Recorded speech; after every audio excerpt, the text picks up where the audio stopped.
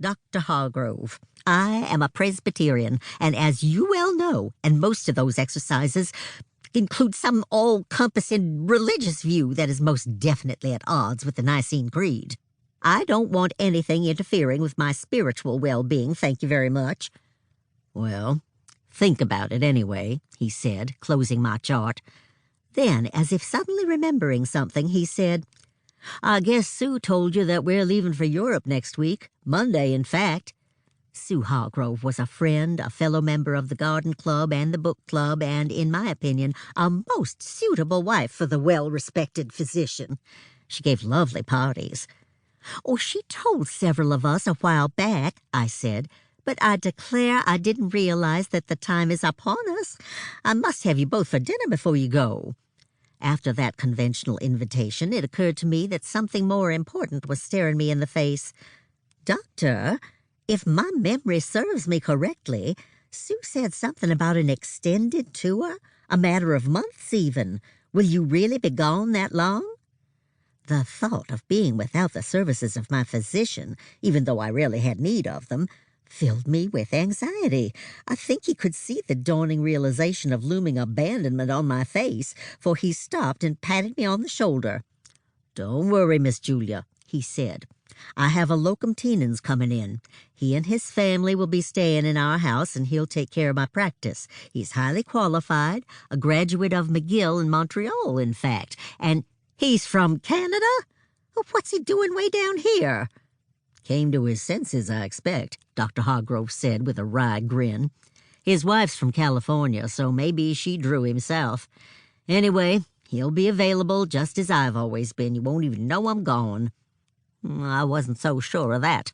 First of all, a locum tenens meant that his substitute didn't have a practice of his own. Otherwise, he would be too busy to take over for someone else.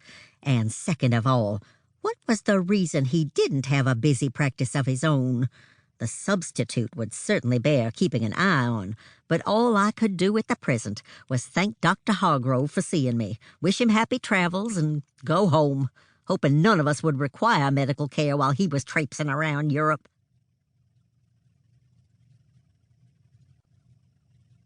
Chapter 2. By the time I turned the car into the driveway at home, I felt sure I was coming down with something. My face was cold and clammy, my hands were trembling, and my shoulders were shivering and shaking. Wouldn't you know it, I mumbled, gathering my keys and my purse to go inside. Here I am, getting sick, just as my doctor will be out of the office, out of town, and out of touch. I entered the house through the back door, expecting to find LuAnne in the kitchen. She wasn't, so I sank into a chair at the table to unbutton my coat and take my pulse. LuAnne came through from the dining room, stopped short when she saw me, then said, You're home mighty early. I thought you had things to do. I did, but I didn't do them. LuAnne, come see if I have a fever. LuAnne frowned, then walked over to the table. You getting sick? She put her hand on my forehead in the time-honored way of detecting a fever. I think I am. See how my hands are trembling?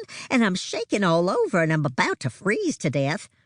Well, she pronounced as she removed her hand, don't look like you got a fever. You just cold, Miss Julia. No wonder. It's February out there. The temperature's just barely past the freezing mark. Why don't you go sit in the library? I'll bring you some hot tea. Well, I'm not that sick, I said, getting to my feet. Obviously. So, a cup of coffee would be better. Feeling a little undone that I wasn't exhibiting more symptoms, I took myself to the library, turned up the gas fire in the fireplace, and huddled still in my coat on the Chippendale sofa. I just knew I was getting sick. The problem was that it was so slow in declaring itself. If it went the way these things usually did, I'd have a few days of feeling out of sorts. Then just as soon as Dr. Hargrove lifted off for foreign lands, it would hit me full force, and I'd have to see a doctor who practiced medicine by wandering from pillar to post filling in for others. Oh, I could just see it. I would wake up Monday morning, Dr. Hargrove's leaving day, covered with a rash, burning with a fever, and coughing my lungs out.